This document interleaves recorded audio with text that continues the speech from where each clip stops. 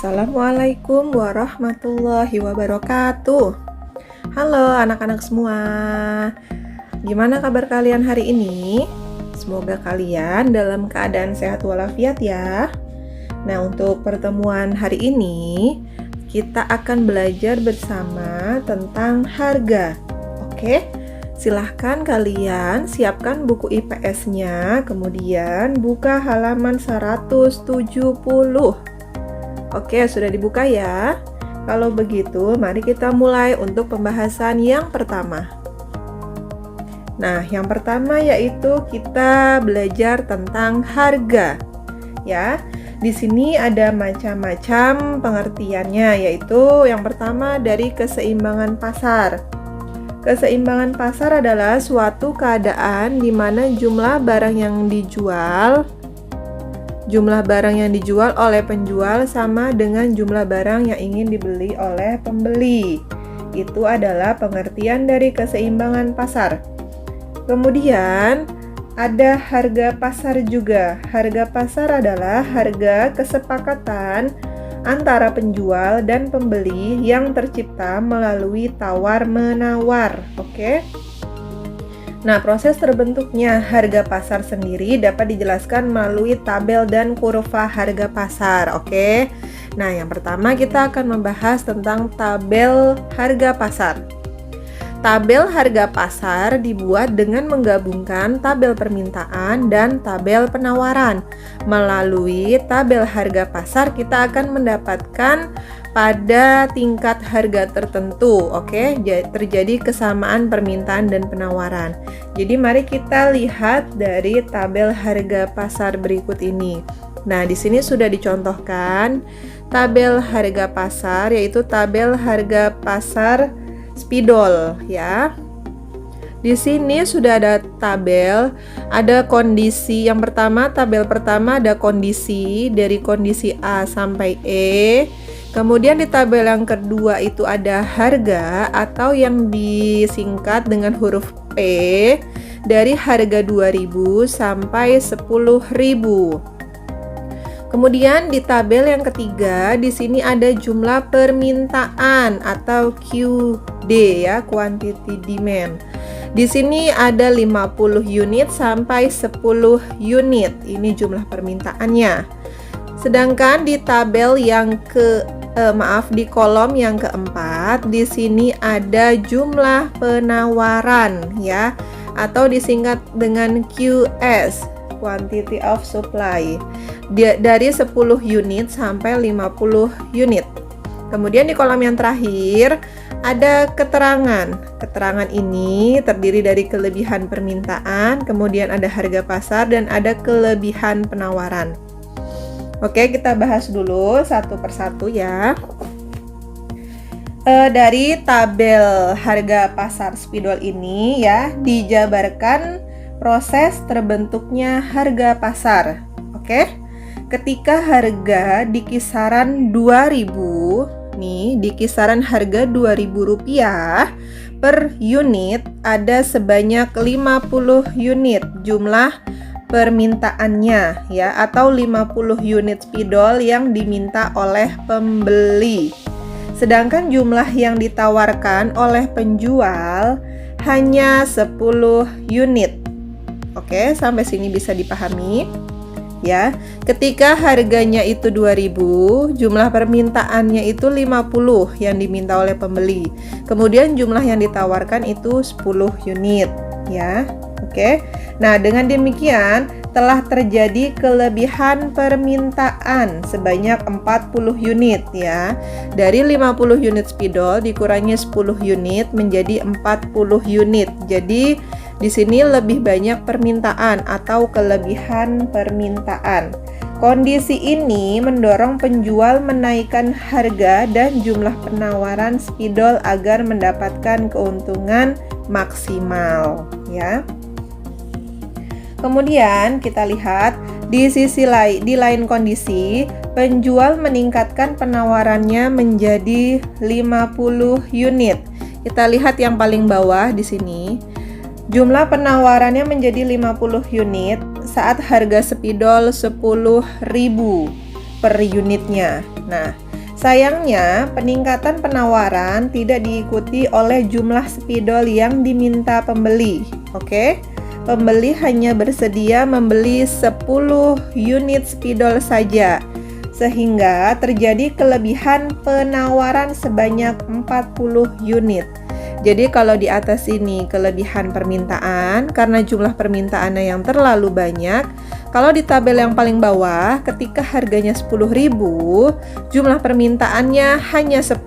Jadi di sini kelebihan penawaran, ya, barang yang ditawarkan lebih banyak ketimbang barang yang diinginkan oleh pembeli. Nah, proses tersebut terus berlanjut hingga terbentuknya harga dan jumlah barang yang sama-sama disepakati oleh penjual dan pembeli. Kira-kira mana yang jumlah permintaan dan jumlah penawarannya itu sama? Ya, di harga Rp6.000.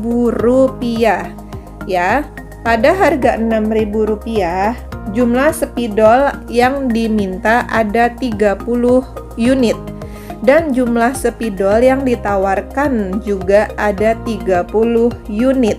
Nah, sehingga kondisi seperti inilah yang disebut dengan harga pasar. Nah, bisa dipahami ya. Kita kembali lagi tadi, harga pasar adalah harga kesepakatan antara penjual dan pembeli yang tercipta melalui tawar-menawar, ya. Karena di sini sudah sama-sama semua. Nah, di sini disebut sebagai kondisi harga pasar. Oke, bisa dipahami ya. Nah, untuk selanjutnya, ya di sini ada keterangannya juga. Sesuai dengan tabel sebelumnya, telah disepakati oleh penjual dan pembeli, sehingga harga dan jumlah barang yang terbentuk sama, yaitu pada tingkat harga Rp6.000 dan jumlah spidol sebanyak 30 unit. Nah, kondisi seperti inilah yang disebut dengan harga pasar. Oke. Nah, yang selanjutnya yaitu kurva harga pasar. Kalau tadi tabel yang terbentuk dari angka-angka, nah kalau kurva itu terbentuk dari grafik ya. Proses terbentuknya harga pasar juga bisa diketahui dengan menggunakan kurva harga pasar. Kurva harga pasar dibuat dengan menggabungkan kurva permintaan dan kurva penawaran. Ya, permintaan dan penawaran. Melalui kurva harga pasar, kita dapat mengetahui pada tingkat harga tertentu terjadi kesamaan permintaan dan penawaran, yaitu di titik potong kurva permintaan dan kurva penawaran, ya. Nah, di sini titik potongnya, oke? Nah, kita lihat berikut ini adalah contohnya. Ini adalah contohnya ya. Contoh kurva yang bisa kita lihat. Nah, kita bisa melihat bahwa terdapat 3 posisi yang tercipta ketika kurva permintaan D, ya, kurva permintaan D, dan kurva penawaran S, supply, digabungkan. Posisi awal digambarkan saat harga spidol 6.000. Kurva D berada di sebelah kanan kurva S. Nah, di sini harganya 6.000. Ya, di sini. Nah, posisi ini memperlihatkan bahwa telah terjadinya kelebihan permintaan spidol saat harga di bawah 6.000. Kalau harganya di bawah 6.000 ya, berarti di sini kisaran 4.000 dan 2.000. Oke. Di sini terdapat kelebihan permintaan spidol saat harga di bawah 6.000. Permintaannya banyak ya. Sehingga mendorong penjual menaikkan harga dan jumlah spidol yang ditawarkan. Di tingkat harga lain, saat harganya di atas 6.000,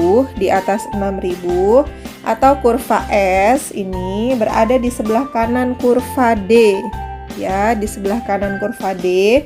Pada posisi kedua ini menggambarkan saat harga spidol di atas 6.000 telah terjadi kelebihan penawaran, sehingga mendorong penjual untuk mengurangi jumlah spidol yang ditawarkannya. Oke, Nah, pada posisi terakhir atau posisi keseimbangan, di mana posisi kurva D berpotongan dengan kurva S, ya, posisi yang menggambarkan jumlah spidol yang ditawarkan oleh penjual sama dengan jumlah yang diminta oleh pembeli, yaitu sebanyak 30 di sini ya, titik potongnya. Nah, kondisi tersebut terjadi pada tingkat harga 6.000. Dalam kurva harga pasar digambarkan pada titik E ya. Di sini titik E ini titik perpotongan antara supply dan demand. Nah, di sini terjadi harga pasar. Oke, dan di sini ada penjelasannya juga ya. Kalian bisa dibaca, tadi juga sudah dijelaskan. Proses terjadinya harga pasar bisa diketahui dengan menggunakan kurva harga pasar. Ya, kurva harga pasar dibuat dengan menggunakan kurva permintaan dan kurva penawaran. Oke. Nah, selanjutnya di sini kita akan membahas terkait macam-macam harga pasar. Harga adalah nilai tukar barang atau jasa pada saat tertentu yang dinyatakan dengan satuan uang. Harga menurut penjual dan pembeli ini dibagi menjadi dua. Yang pertama harga subjektif, yang kedua adalah harga objektif. Harga subjektif adalah harga dari suatu barang atau jasa yang dinilai oleh pembeli dan penjual, ya. Contohnya, menurut penjual harga jeruk medan itu 7.500 per kilogramnya. Sedangkan menurut pembeli harganya 6.500 per kilogram. Jadi berdasarkan contoh tersebut, harga subjektif jeruk medan kalau menurut penjual 7.500, sedangkan menurut pembeli 6.500. Jadi ini harga yang dinilai atau tergantung oleh pembeli dan penjual masing-masing. Kemudian kalau harga objektif adalah harga suatu barang atau jasa yang disetujui oleh pembeli dan penjual, ya. Di sini contohnya, harga jeruk medan menurut penjual tadi 7.500, sedangkan pembeli meminta dengan harga 6.500. Kemudian disepakati pada harga 7.000 per kilogram, ya. Harga ini disepakati oleh penjual dan pembeli. Nah, harga inilah yang disebut dengan harga objektif, harganya Rp7.000. Kemudian macam-macam harga masih sama. Di sini harga dalam perdagangan dibagi menjadi 4 poin. Yang pertama harga beli. Harga beli adalah harga barang yang tercantum dalam faktur pembelian barang atau jasa, ya. Jadi harga ini adalah harga yang kita gunakan saat membeli barang. Misalnya kalau di buku dijelaskan Randy membeli sepatu futsal seharga Rp350.000. Maka harga beli sepatu futsal tersebut harganya Rp350.000. Kemudian ada harga perolehan. Harga perolehan adalah harga beli ditambah biaya sampai dengan barang tersebut dapat digunakan. Oke. Nah, di sini ditambah dengan biasanya biaya ongkos kirimnya, ya.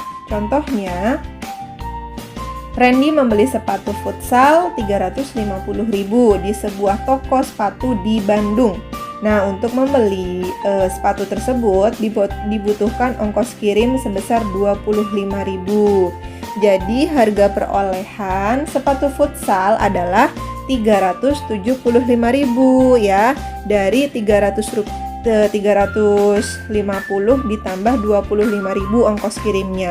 Jadi harga perolehannya Rp375.000. Di buku juga ada di halaman 172, kalian bisa membaca. Nah, kemudian ada harga pokok penjualan.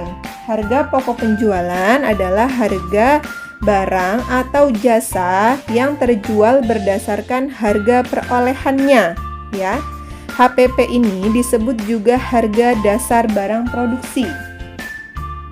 Misalnya, tadi Randy sudah membeli sepatu, ya. Kemudian Randy berencana menjual kembali sepatu futsal yang dia beli kepada temannya. maka sepatu futsal tersebut harus dijual dengan harga minimal 375.000. Jadi harga yang dijual itu harganya sama dengan harga perolehan yang dibeli oleh Randy tadi. Nah, jadi harga jual itu disebut dengan HPP, harga pokok penjualan ya. Jadi harga yang dijual sama dengan harga yang dibeli. Kemudian yang terakhir ada harga jual. Harga jual adalah HPP yang ditambah laba yang diinginkan. Tadi ya, HPP itu harga pokok penjualan, nah ditambah laba yang kita inginkan.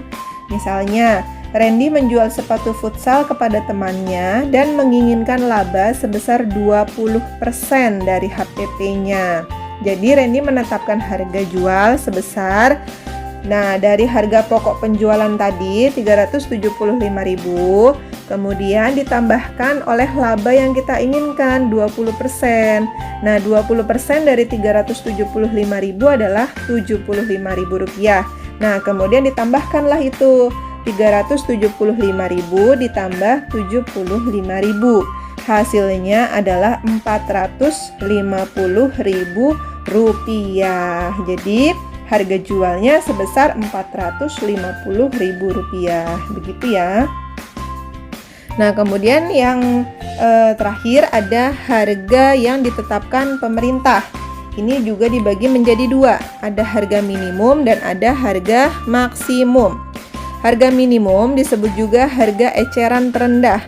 Harga eceran terendah adalah harga terendah bagi suatu produk yang dijual produsen di mana besarannya lebih tinggi dari harga pasar. Dengan hal ini, pemerintah bisa melindungi produsen dari kerugian. Oke? Ya, jadi harga minimum ini untuk melindungi produsen dari kerugian. Kemudian ada harga maksimum. Harga maksimum adalah disebut juga harga eceran tertinggi. Harga eceran tertinggi adalah harga tertinggi bagi suatu produk yang dijual produsen di mana besarannya lebih rendah dari harga pasar. Nah, kebijakan ini dibuat pemerintah untuk melindungi konsumen. Ya, kebalikannya ya. Kalau harga minimum untuk melindungi produsen, kalau harga maksimum untuk melindungi konsumen. Oke, nah demikian materi yang bisa disampaikan. Kurang lebihnya mohon maaf. Dan terima kasih. Sampai jumpa. Assalamualaikum warahmatullahi wabarakatuh.